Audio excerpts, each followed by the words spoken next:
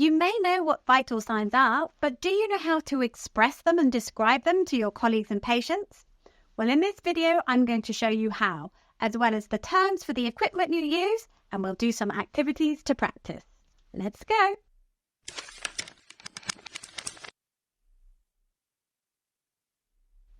Hello, my name is Jo and I'm from Specialist Language Courses. We are the world's leading medical English provider, so be sure to check out our website. We've got a range of courses to help you with your medical English so you can succeed in your career. And make sure you stay to the end of the video because we've got a gift for you.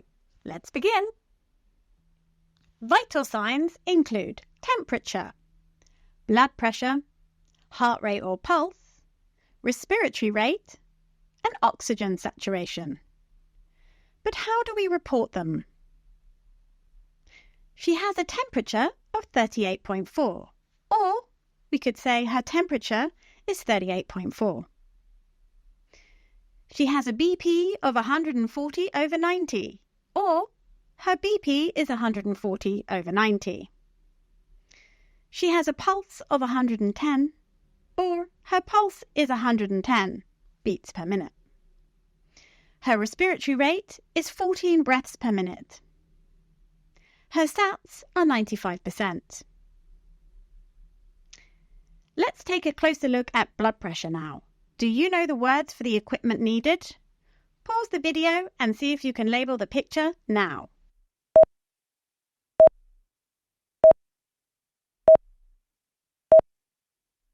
And here are the answers.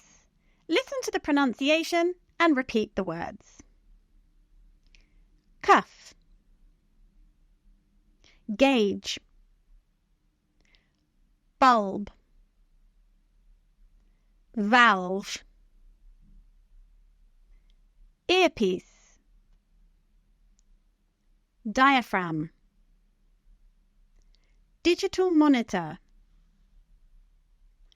systolic reading, diastolic reading, pulse, fingertip sensor, infrared light.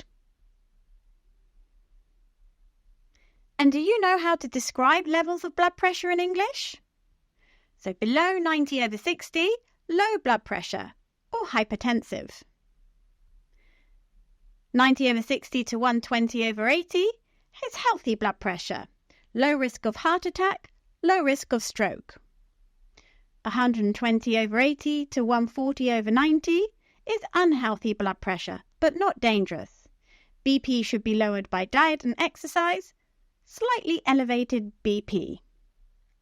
And over 140/90 is high blood pressure or hypertensive. So what phrases might you say to a patient when checking their blood pressure?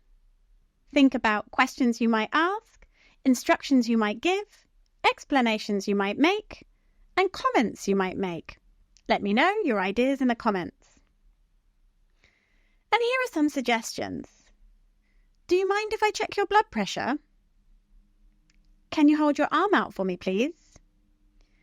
I'm just going to wrap the cuff around your arm. Your blood pressure appears to be normal, is a little high. Let's move on to talk about temperatures. But before we continue, why not take a look at our course to find out more about taking observations, with over 12 units packed full of lessons with everything you need to know for your medical English. Back to temperature. What different types of thermometers can you think of? Digital thermometer, placed in the mouth, armpit or rectum. Tympanic thermometer, placed in the ear. Temporal thermometer, placed on the forehead. Take a look at these pictures. Can you label them with the right word? Okay, let's see the answers. 1. Earpiece. 2. Temperature display. 3. Digital thermometer. 4. Temperature readings. 5. OBS chart. And 6. Probe. But how do you say temperature readings? Let's take a look now. Normal temperature on the Fahrenheit scale is 97 to 99 degrees Fahrenheit. Normal temperature on the Celsius scale is 36 to 37.5 degrees Celsius. Fahrenheit is commonly used in the USA, while Celsius is used in the UK, New Zealand, and Australia. And temperatures which include a decimal number use the word point, not comma. For example, 36.5. Look at these two readings. How do you say them? That's right, 38.2 and 37.8. Now imagine you're going to take a patient's temperature using a tympanic thermometer in the ear. What phrases might you say? Think about questions you might ask, instructions you might give, explanations you might make, and comments. Let me know in the comments. And here are some suggested phrases. I'd like to take your temperature now, if that's all right. Would you mind turning your head to the side, please? I'm just going to pop the thermometer in your ear and wait for a few moments. Your temperature is 38.6, which is quite high.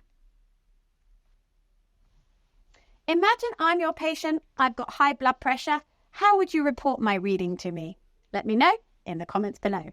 And congratulations on getting to the end of the video. We've got a free handout for you. Simply comment vitals below and we'll send you a link. And if you want to continue learning about this topic, why not check out our video here? It's a conversation about taking blood pressure. See you next time. Bye!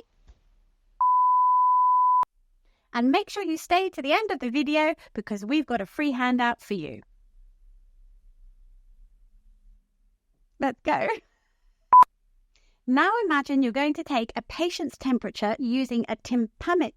Now imagine you're going to take a patient's temperature using a tympanic. Now imagine you're going to take a patient. See, is that right?